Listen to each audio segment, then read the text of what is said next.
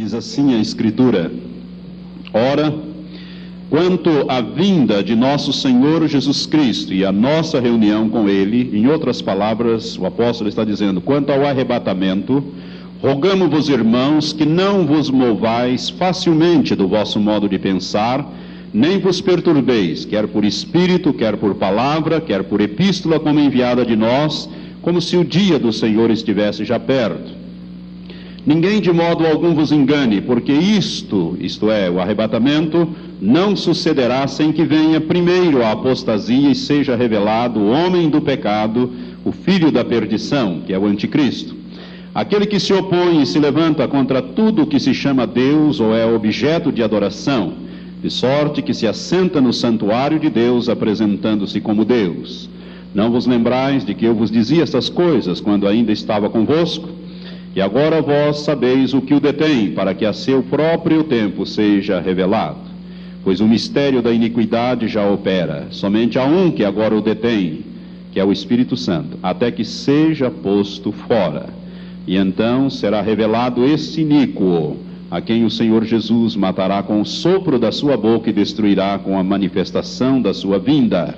A esse iníquo, cuja vinda é segundo a eficácia de Satanás, com todo o poder, e sinais e prodígios de mentira, e com todo o engano da injustiça para os que perecem, porque não receberam o amor da verdade para serem salvos. E por isso Deus lhes envia a operação do erro, para que creiam na mentira, para que sejam julgados todos os que não creram na verdade, antes tiveram prazer na injustiça.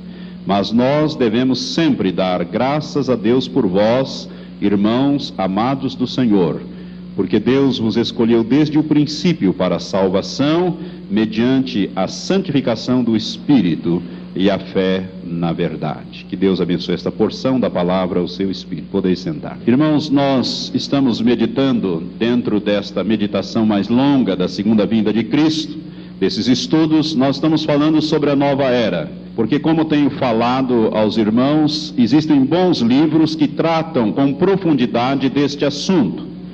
Livros como este que nós estamos usando, A Nova Era, um passo para a manifestação do Maitreya e da prostituta babilônica, uma análise escatológica do Dr. Samuel Fernandes Magalhães Costa. É um médico que escreveu este livro muito bem fundamentado, que você pode adquirir através da obra missionária Chamada da Meia-Noite. Tem um endereço aqui para aqueles que quiserem.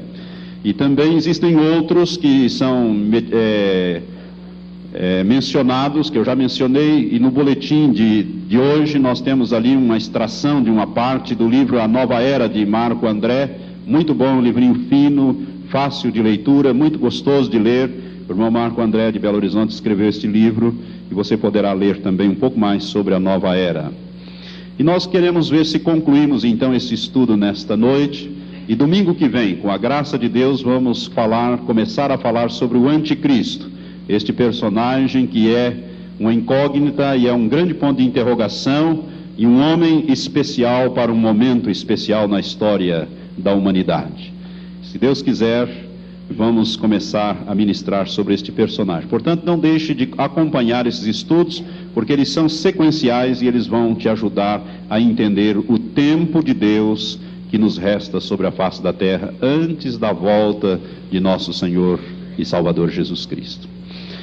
Eu disse aos irmãos na primeira ministração que, no nosso entendimento, a operação do erro que é mencionado aqui nesse texto, que nos diz aqui o versículo 11, por isso Deus lhes envia, isto é, Deus permite a operação do erro para que creiam na mentira.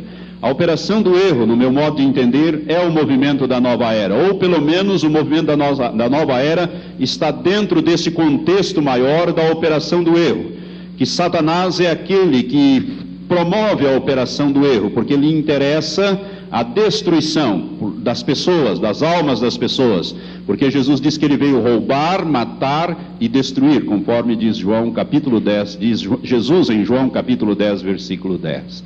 Isto faz parte desse contexto da operação do erro. E a nova era é este movimento que não tem uma sede, não tem um líder determinado, são muitas lideranças espalhadas, está espalhado por toda a terra e tem se infiltrado em todos os segmentos da sociedade nos dias que correm. Por isso, é muito importante você compreender algumas coisas da nova era para que você não seja enganado nesse contexto que nós estamos vivendo. Irmãos, o irmão Watchman Nee foi um grande homem de Deus que viveu neste século, morreu em 1972, depois de sair das prisões comunistas na China. Ele, logo após sair, ele morreu em 72. Watchman Nee foi um homem usado por Deus para implantar, vamos dizer assim, doutrinariamente a igreja na China. E a igreja que está hoje florescendo na China, tenho certeza que tem muito a ver com a unção de Deus sobre a vida de Watchman Nee. E este homem, que por causa do Evangelho passou 20 anos em prisões comunistas sofrendo, e a razão da sua morte foi dos grandes sofrimentos que ele ali teve e passou, Watchman Nee escreveu 2 livros e um livrinho muito pequeno que ele escreveu chamado Os Poderes Latentes da Alma. As livrarias evangélicas possuem este livro. E neste livro, irmãos, que é uma preciosidade, nós recomendamos a leitura deste livro. Watchman Nee, ele fala a respeito de algumas coisas que para nós são verdadeiros mistérios, mas que ao mesmo tempo estão na Bíblia. É uma questão de nós vermos com os olhos espirituais do Senhor, o Espírito Santo nos ensinar sobre isto. Eu quero dizer a você que a nova era, uma das coisas que a nova era procura incutir nos seus membros e na humanidade de um modo geral, é que o homem é potencialmente um Deus. É potencialmente um Deus. Que o homem, na verdade, deveria ser como Deus. Se você olhar bem para lá, Gênesis, no início, quando a tentação, ali da mulher, quando Deus, então, ordenou que não se comesse do fruto da árvore da ciência do bem e do mal, você vai ver que Satanás, no versículo 4, ele diz a serpente diz à mulher, ali Satanás encarnando a serpente, ele diz: certamente não morrereis, porque Deus sabe que no dia em que comerdes deste fruto, vossos olhos se abrirão e sereis como Deus, ou como deuses, conhecendo o bem e o mal. Satanás, ele propôs ao homem essa potencialidade de Deus, e a nova era ensina que nós somos um Deus. Na verdade, nós somos um deusinho, vamos dizer assim, encaixado num Deus maior, que seria todas as coisas. Por isso, eles ensinam a doutrina que tudo é Deus, e o homem, nesse contexto, também é um Deus. Se nós examinarmos a Bíblia, o livro de Salmo diz: vós sois deuses, e Jesus repete esta palavra em João, dizendo que a Escritura não pode ser anulada, vós sois deuses. Mas é preciso ser entendida essa Escritura, porque o homem, quando ele foi criado, e aqui então eu quero ensinar alguma coisa, porque isto a nova era está usando, ou pretende usar, já está usando e quer incrementar, e creio eu que fará isto até os dias finais. Quando Deus criou o homem, Ele o criou perfeito. Adão e Eva foram criados perfeitos, como tudo que Deus faz, perfeito. Deus não é como, vamos dizer assim, o homem que precisa ir experimentando e aperfeiçoando, até que atinja um certo grau de perfeição naquilo que cria. Não, Deus é perfeito e Ele cria de uma maneira completa e perfeita. E Ele criou um homem, na verdade, se nós olharmos para o homem hoje, e o homem, Adão, nós vamos dizer que Adão era um super-homem. E como o homem deseja ser um super-homem, não é verdade? Por isso que essa série dos super-homens, fazem tanto sucesso, porque, na verdade, está lá dentro da alma humana o querer ser um super-homem, um imortal ou coisa desta natureza. Por isso, os filmes que tratam desses assuntos fazem tanto sucesso de público no mundo inteiro. Quando Deus criou Adão, irmãos, Deus o criou perfeito. Adão tinha uma capacidade física invejável. Seu corpo não conhecia enfermidade. Deus criou Adão e deu a Adão uma ordem que Adão deveria lavrar e cuidar do Jardim do Éden. E o Jardim do Éden, se você olhar para o livro de Gênesis, você vai ver que ele era formado, ou pelo menos banhados, por 4 rios. era na atual Mesopotâmia, ou entre os rios Tigre, Eufrates e mais 2 rios, onde hoje existem 2 países, o Irã e o Iraque. Estão hoje nesta região onde era o Jardim do Éden, que foi destruído com o dilúvio. Quando Deus mandou o dilúvio, foi destruído o Jardim do Éden. Mas é neste lugar. E Deus tinha colocado Adão ali para cuidar e para lavrar. Adão tinha uma capacidade física, ele não conhecia cansaço. Ele podia trabalhar porque não cansava, porque o seu corpo era perfeito.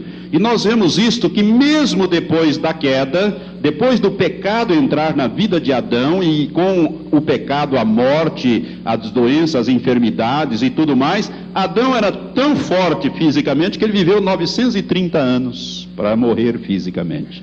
Ele só morreu depois de viver 930 anos, nos diz a Bíblia. E a Bíblia é um livro inspirado e Deus não mente. O Espírito Santo não mente. Adão então tinha uma capacidade esplendorosa. Irmãos, há muitos anos atrás, quando eu era ainda jovem, meio adolescente, jovem, eu li num livro de que o homem tem um cérebro que tem uma capacidade de 100%, mas que nós só usamos 10% dessa capacidade. O homem mais inteligente, que já passou por aqui, um Einstein, quem sabe um Newton, que foi uma das maiores inteligências que já pisou nessa terra, Newton, Sir Isaac Newton, e outros grandes inteligências que já passaram por aqui, usam no máximo 10 a 12% da capacidade do seu cérebro.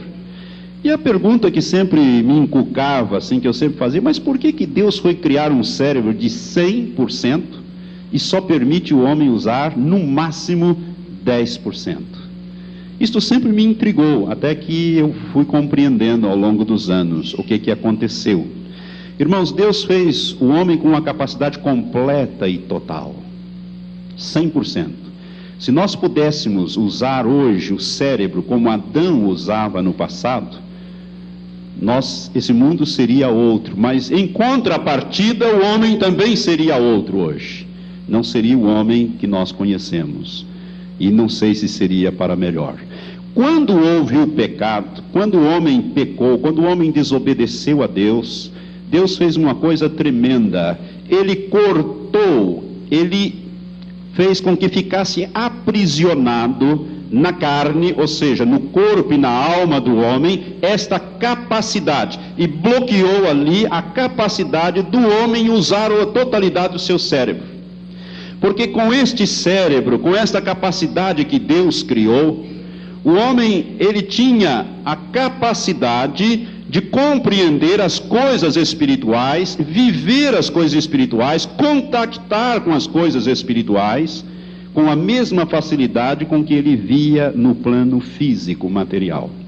Adão, irmãos, tinha uma comunhão completa com Deus. Então, quando Adão pecou, Deus cortou esta comunhão, ele encerrou isto na carne.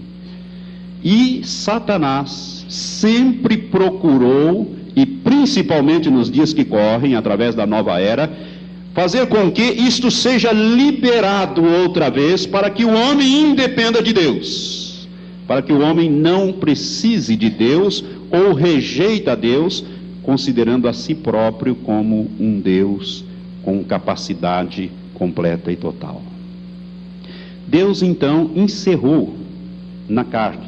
Veja bem, antes de cair, Adão deu nome a todas as criaturas que Deus criou, os peixes no mar, os animais, os vertebrados, enfim, os répteis, tudo Deus criou e trouxe para Adão nominar.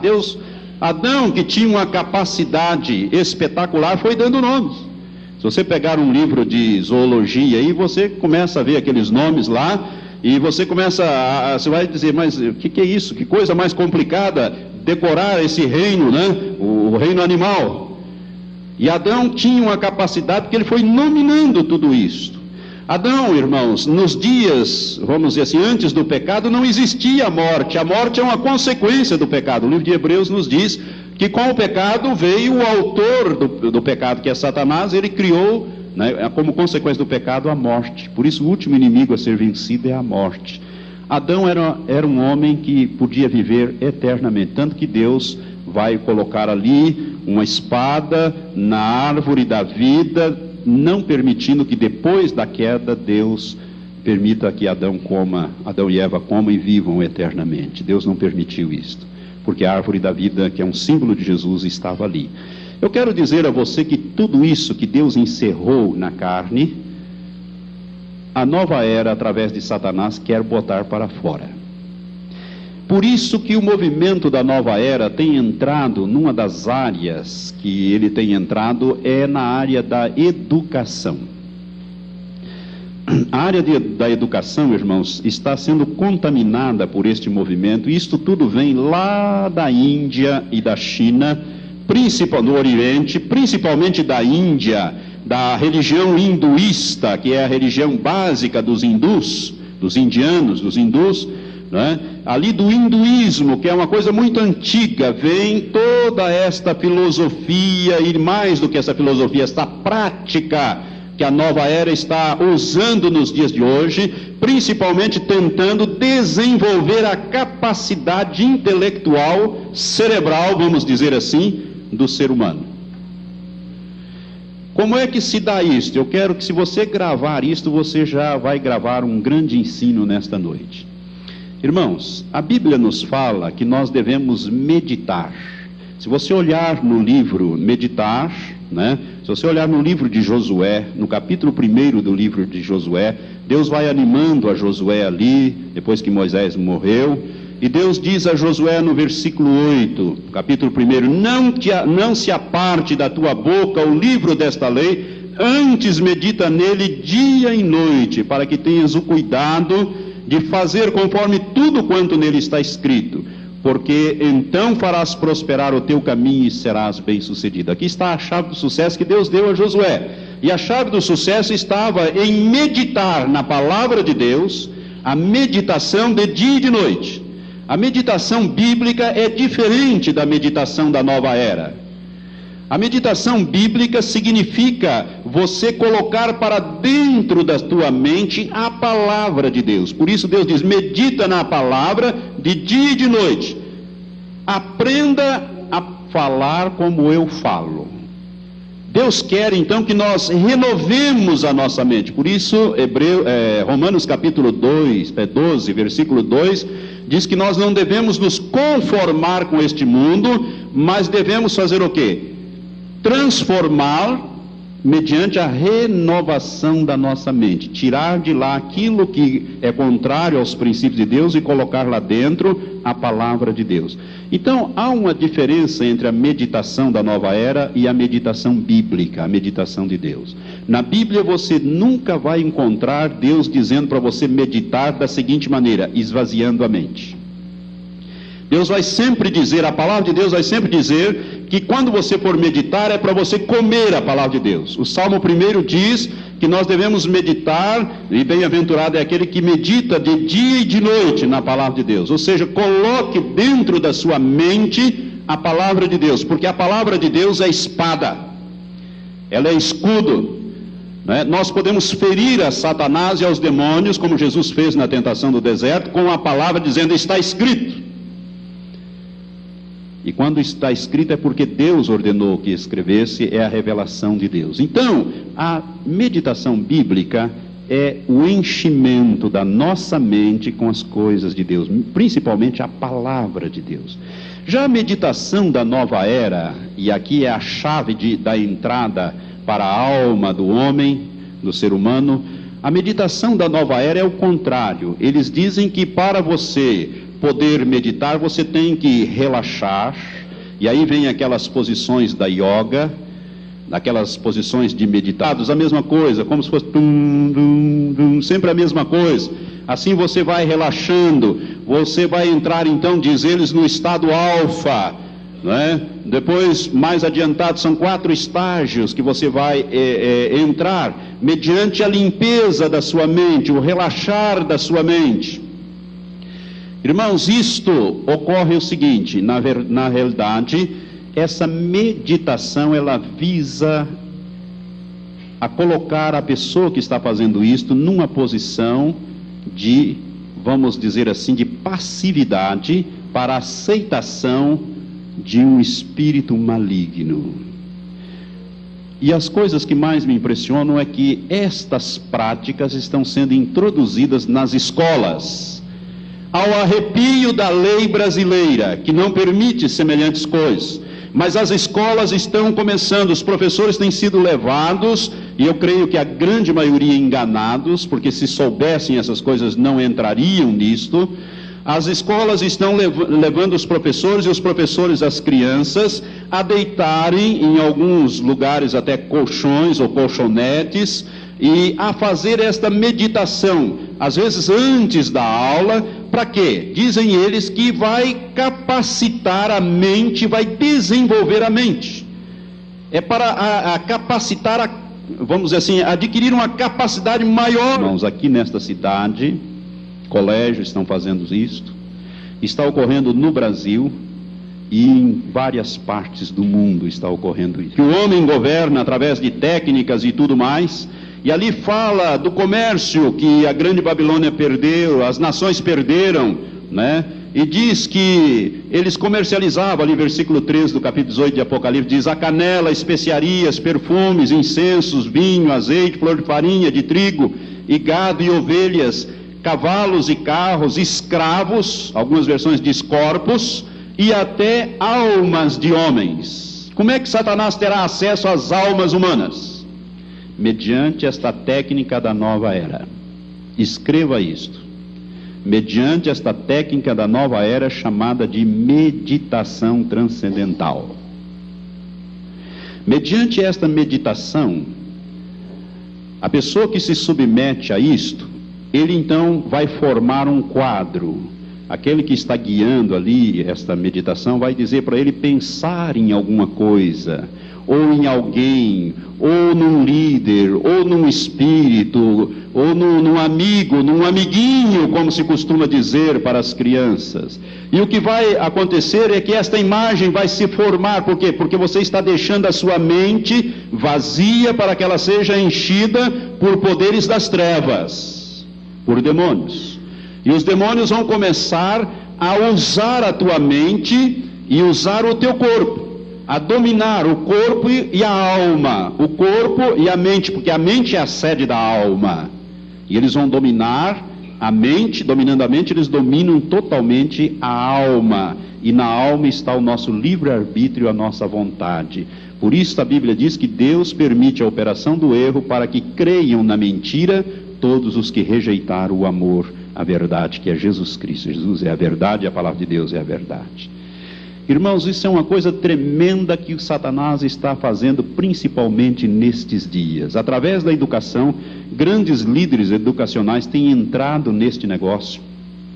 Eu tenho aqui um documento aqui que mostra isso, as técnicas que estão fazendo, inclusive um documento que foi divulgado aqui em Umuarama, em uma das escolas, que nos mostram estas coisas que estão sendo feitas. Você já ouviu falar da era da consciência?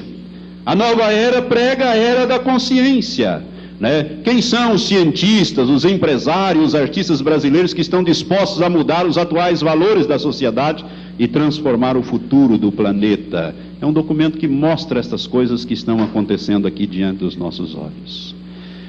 A pessoa que se deixa entrar nesse sistema, Deus tem revelado e tem mostrado o seguinte: a pessoa recebe um espírito, que é o seu chamado espírito guia. Com esta meditação da nova era, quando você deixa sua mente em branco, Deus mandou o contrário. Deus disse que é para você encher da palavra dele. Quando você desobedece e deixa a mente em branco,